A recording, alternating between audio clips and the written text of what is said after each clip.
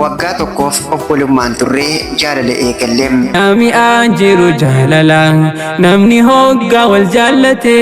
halaaliin wal argachuudhaaf wal tahee wal qaadhimate. Ani maqaan kiyyaa Maammeen Ja'ama kan inni itti dhaladhee baa Oromiyaa Dabbal Mootii Gaaraa yoo ta'u kan hin jiraadhu biyya Arabaa Qaxariidha. Anaa fi isin akkuma namaa kamuu biyya ormaa keessatti wal barree waggaa tokkoof akka obboleettii wal barree bilbilaan waliin haasawaa turre osoo qaamaan wal bira hin dhufin osuma akkatti haasofnu haalaa fi amalli kutannoo fi murannoon isii natti mul'ate dubartii cimtuu ta'uu isii bareen intalli kun osoon ani obbolummaa jedhee bira taa'uu nan darbin jedheen gaafii jaalalaa gaafadheem gara jaalalaa seenneem jaalala keessaas waggaa tokkoof wayi erga turree haadha manaa fi abbaa manaa wal godhanneem erga haadha manaa fi abbaa manaa wal godhannees dhugumatti haalaa fi amalli isii kan dur caalaa na ajaa'ibsiisee akkaan kan duraa caalaa isii jaaladhu na godheem dhugaa dubbachuudhaaf waa'ee haadha mana kiyyaa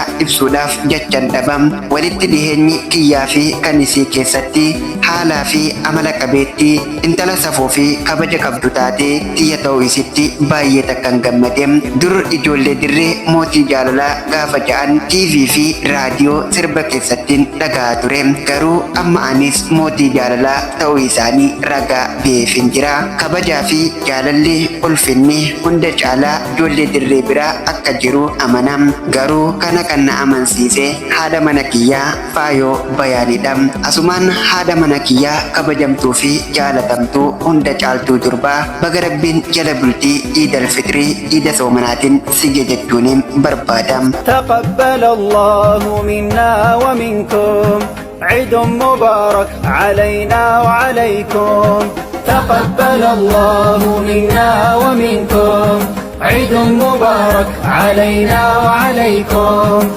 Seenaa jireenyaa dhalayaa jaalalaa asoosamaa fi walaloo warri qabdan gara keessaatiin na dubbisuudhaan galmee addunyaa irratti galmootanii seenaa keessan akka daawwitii keessatti of ilaaluu ni dandeessu. Eessaan si argannaa warri jettaniif gara yuutuuba chaanala Burqaashee Yusuf deemuudhaan sabaskaraayib yeroo gootan liinkiin waasaappii ol isinii baati yookiin ammoo viidiyooleen an hojjedhu jalaa liinkii telegiraamaa gadi dha'uudhaan gara telegiraamaatiinis na argachuu ni dandeessu. Seenaan ofii daawwitiidha.